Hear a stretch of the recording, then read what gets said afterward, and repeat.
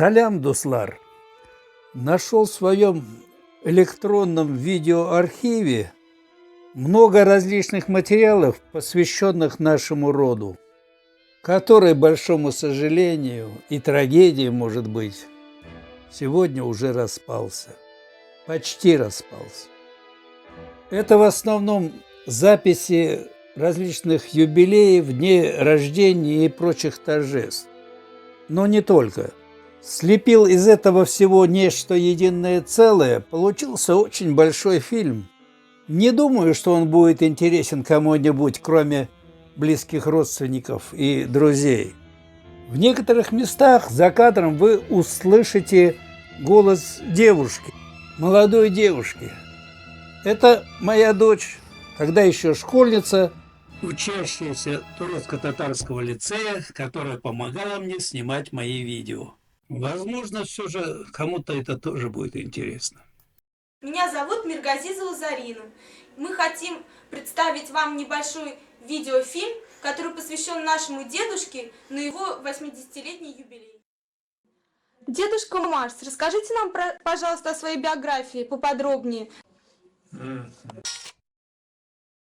Я родился в деревне Кулле-Киме Однинского района.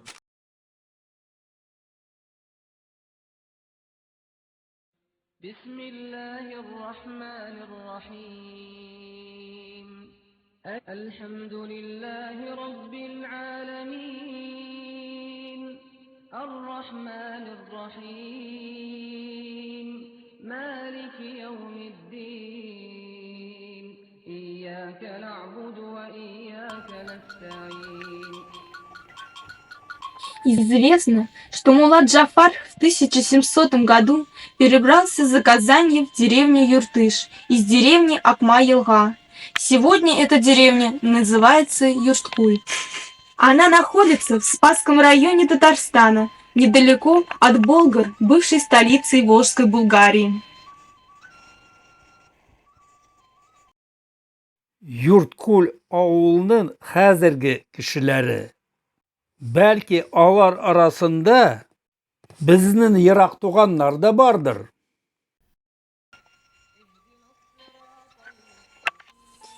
Потомки булгарского имама Джафара занимались проповедческой деятельностью в деревне Кудаш, Кундурла, Малый Кавари, Средний Алат, Мамдель, Юртыш, Казаклар. Внук Джафара и сын Сайфуллы Нажмидин служил муэдзином в деревне Казаклар. Об этом сохранилась выписка из Госархива Республики Татарстан.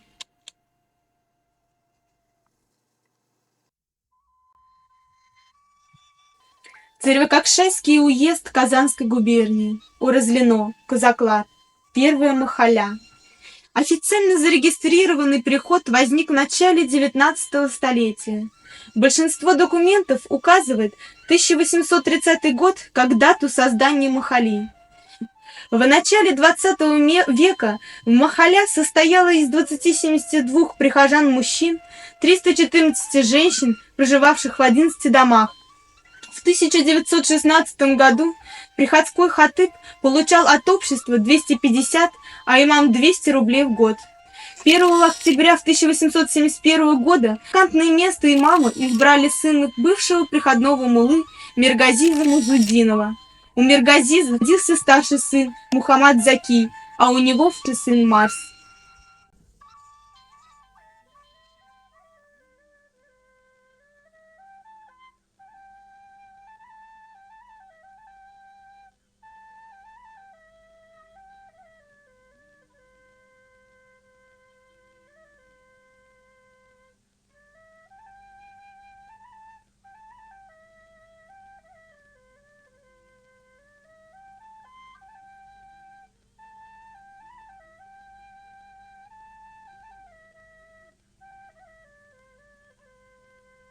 В конце 20-х годов прошлого столетия, когда воинствующее безбожие начало охоту за всякими ишанами, хазратами и прочими врагами народа, даже не за ними самими, а их потомством, наш род раскололся. Средний сын Миргазиз Бабая Наджиб, офицер с молодой красавицей женой, и младший сын Накиб бежали от преследования в Узбекистан. Наджиба я ни разу не видел, а вот Накиб ага еще застал живых.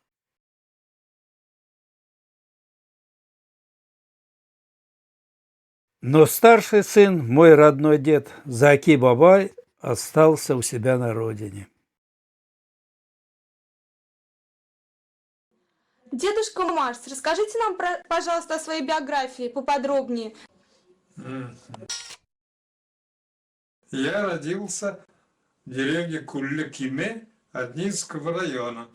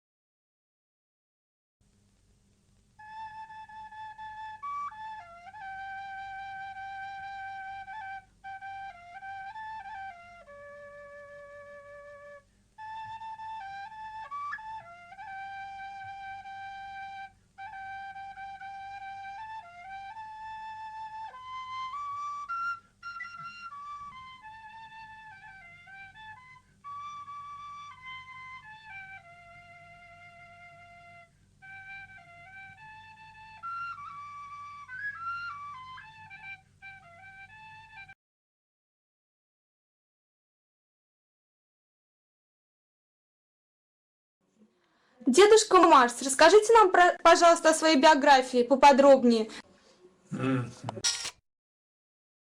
Я родился в деревне Кулле-Киме Однинского района. Кулле-Киме – это раньше, до революции, был волостным центром. Ну, как сейчас районный центр. Вот. Отец там работал у нас учителем.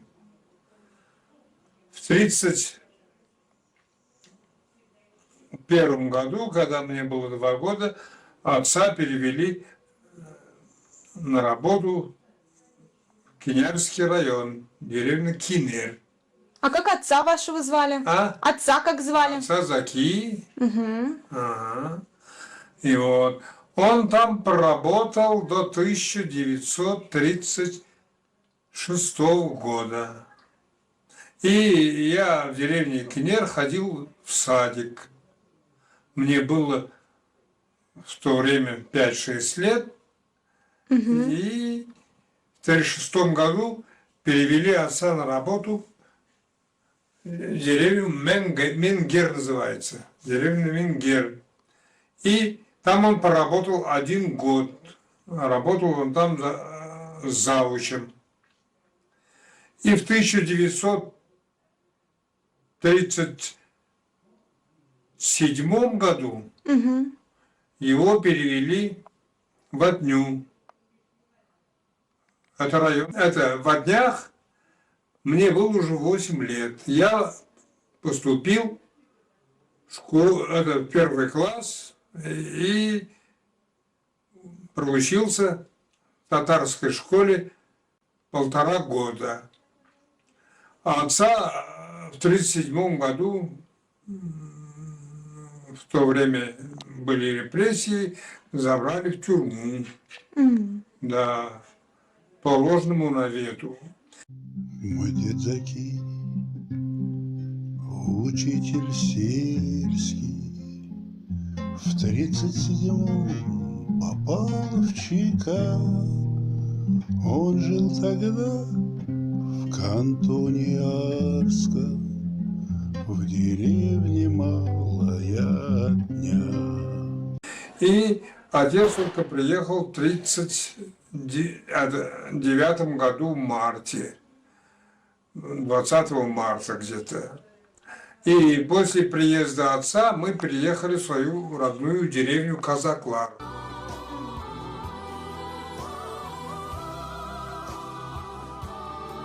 А потом решили перевести дом из деревни Казаклар в город Казань.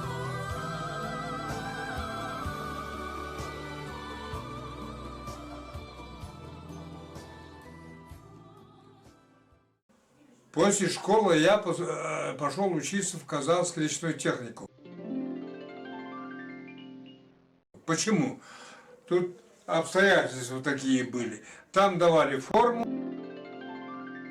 Или после войны, 1947 год был голодный, и очень трудный год был, и поэтому я выбрал этот техникум. Там все-таки одежда была и одноразовое питание. Да. Вот в 1947 году я поступил и в 1951 году закончил этот техникум. Расскажите что-нибудь поподробнее, может, какие-нибудь интересные моменты были, когда вы учились в техникуме? Ну, там что было интересного? Там, я поступил в комсомол, там был агитатором, да, и был этим секретарем комсомольской организации техникума. После речного техникума вы поступили куда? Никуда я не поступал. А, дальше вы никуда не поступали? Меня направили в Балхаш-Илийское пароходство работать. Это Казахстан. И там 2 года. В речном техникуме вам там высшее образование давали или какое? Нет, среднетехническое. Среднетехническое. Среднетехническое. А служить на сколько лет вы в Владивосток уехали? А? Вы в Владивосток на сколько лет уехали служить? В Владивостоке я там проходил после техникума там была стажировка, давали офицерское звание младшего лейтенанта, и я там 6 месяцев проходил стажировку в Владивостоке, и после этого дали звание лейтенанта военно-морского флота. Понятно. Отправляет во Владивосток. Ему предлагают остаться на сверхсрочную службу. Он мог бы, наверное, дослужиться до адмирала, но молодой матрос отказался и вернулся в родной город Казань. Но море навсегда остается в его сердце, и он до сих пор любит петь морские песни. Слушайте, как Ацуях город у Черного моря. Тут уехал через 2 года, родители заболели. Отец заболел, и мать болела, и жил в деревне, и преподавал в в кубянской школе Аднинского района русский язык. А вот расскажите, пожалуйста, как вы со своей женой познакомились? Он встречает свою вторую половину, будущую жену Амину. Так, я работал на авиационном заводе. Она работала тоже на авиационном заводе. И вот мы на работу вместе ездили, там на трамвае встречались. И встретились, и я в 1957 году поженились, и все. В 1957 году сыграли свадьбу.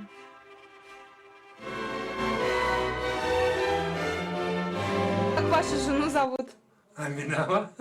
А расскажите, вот, может, какие-нибудь интересные моменты были? Вот как вы ей предложили, ну, там, замуж выйти или там, жениться, там, что было вот?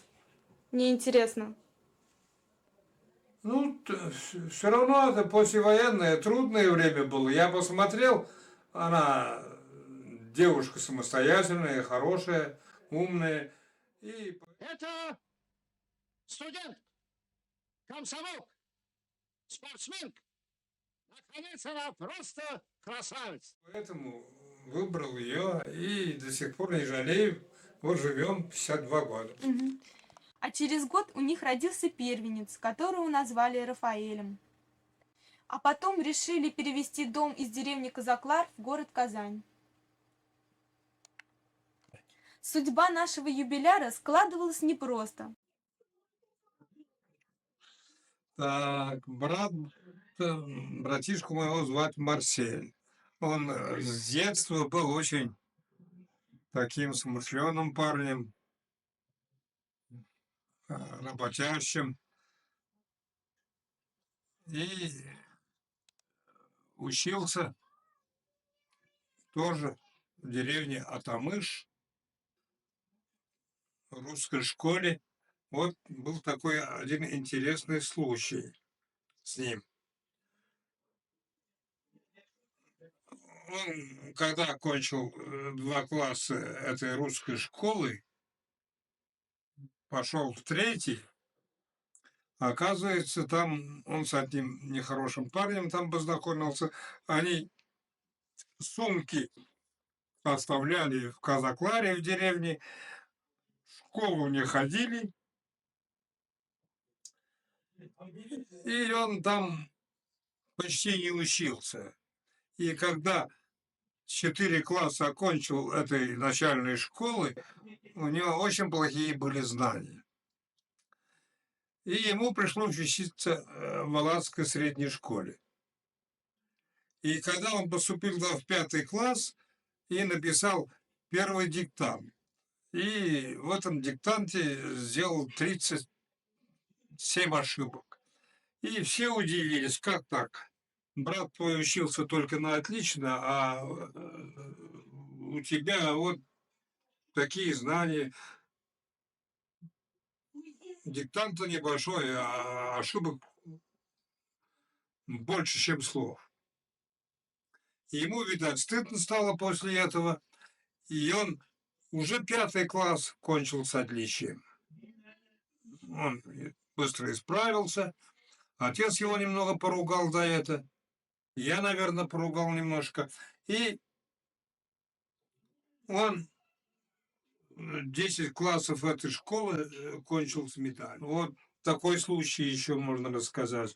Когда я работал в кубянской школе, преподавал русский язык, он учился в Алатах, и я в субботу приходил домой пешком. От Кубяни до Казаклара было расстояние где-то 15 километров. Он всегда ходил меня встречать. Уже темно было, ведь зимой быстро темнеет. И мы на полдороге встречались и вместе уже шли домой. И мне не скучно было, и он доброе дело сделал, брата встречал. Вот такой он был. После поступил в медицинский институт в Казанский и тоже кончил с отличием этот институт. Потом аспирантура, потом направили его на работу в Сибирь, в город Кемерово, где он уже создавал стоматологию Советского Союза. Несколько раз по работе и в гости приезжал его младший брат Марсель Закиевич Миргазизов. В 60-е годы прошлого века старший сын Заки Бабая переселился с семьей в Узбекистан. Там он встретился со своим дядей, младшим братом Заки Бабая, Снакиб Агай, который уехал туда еще 30 лет назад. Два осколка рода временно соединились. Советского Союза.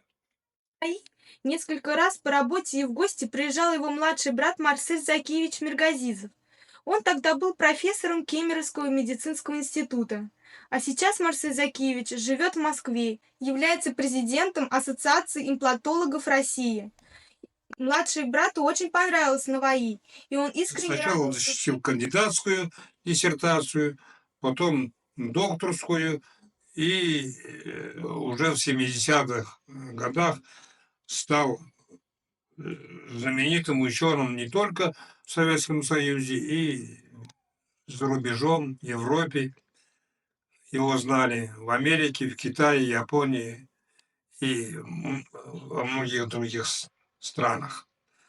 Он был почетным членом Академии многих стран. Франции, Швейцарии, Германии, Америки. И был очень, он всегда добрым, и сейчас таким является, помогал. Помогал и в других отношениях, помогал вылечиться от болезней и многое другое. А где он сейчас живет? Сейчас он живет в Москве, Чем занимается? занимается он имплантацией, называется имплантация, это когда совсем зубов нет, врезает туда специальные такие выточенные на резьбе штуки. Это его конек. Он еще этим делом занимался в Кемерово. По-моему, до него имплантацией зубов никто не занимался в мире. Это его открытие, хотя, говорят, это французам принадлежит первенству, но на самом деле, мне кажется, он был первый. Как у нас в Советском Союзе это дело всегда ведь оставалось где-то в стороне, и Франция вышла на первое место, когда надо было выходить России во главе с моим братом. Какие у вас сейчас отношения с братом складываются? С братом отношения у нас были всегда хорошие, добрые, товарищеские, родственные. Он меня всегда уважал, и я его всегда уважал. Отношения есть у нас хороший исполнитель. Я когда встречаюсь с братом, всегда говорю: живи долго. Это очень важно, потому что ты задаешь программу. Чем больше ты будешь жить, тем мы будем больше, значит, жить. И поэтому можно смело планировать еще очень, когда многие, значит, годы. Но несмотря на достигнутые успехи, уважение, почет и благополучие, душа нашего юбиляра рвалась на родину, в Татарстан. И вот наступил пенсионный возраст, и в 1992 году Марс Закиевич возвращается на родную землю. А как вы вернулись в Казань? Уже Советский Союз распался, работы не было и для сына Марата, работы не было, и мы на пенсии уже были. Ну, там уже другие условия были работы. Не только работы, но и пенсионеров. Мы решили вернуться на родину. И в 93 году мы часть своего имущества продали, квартиру продали там за очень недорогую цену и вернулись И за эти деньги построили в поселке Инеш дом. Ну, очень трудно было строить, потому что денег не было. И приходилось самому все это строить. Находить материал очень трудно было. Тоже приходилось очень много бегать за материалами. Ну, все-таки конец был. Потом помогал в этом строительстве сын младший Марат. Потом приехал старший сын Рафаэль, он тоже помогал. Другие родственники помогали. А братишку моего звать Марсель. Он сколько смог, помогал мне строить.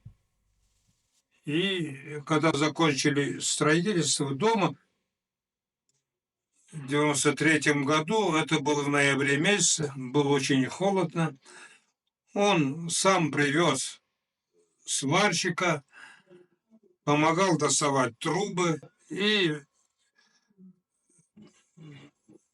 помогал проводить отопление. И оттуда не уехал, пока не подали тепло в дом. Ну, таким образом построили дом. И уже в весьма солидном возрасте наш дедушка сумел отстроить этот уютный дом, в котором мы сейчас находимся и чествуем нашего юбиляра. Планы на будущее. Ну, на будущее, что я, теперь уже 80 лет, у меня уже слишком больших планов нет.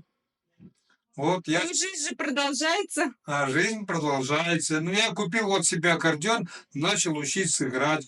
Ну, пока еще не очень хорошо играю, но я думаю, что это на будущее у меня такой план, чтобы уже и русские, и татарские песни получились хорошо. Спасибо большое. Ой, было, ой, было, куныз айры тağlara, siz yolunda sırlarım, silim sandık ağaçlara. Siz yolunda sırlarım, silim sandık ağaçlara.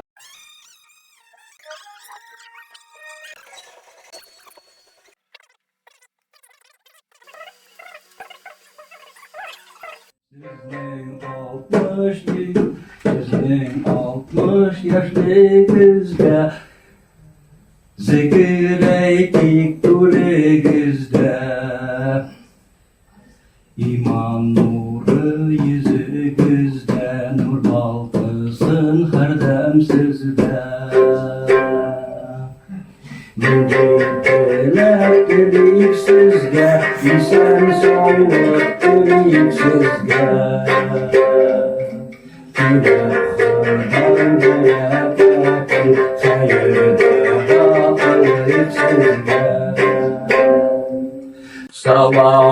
Salavatullah aleyhi ve aleyhi mecmaîn Cine bizlere fehekelle ve innahu elbâye Cine bizlere fehekelle ve innahu elbâye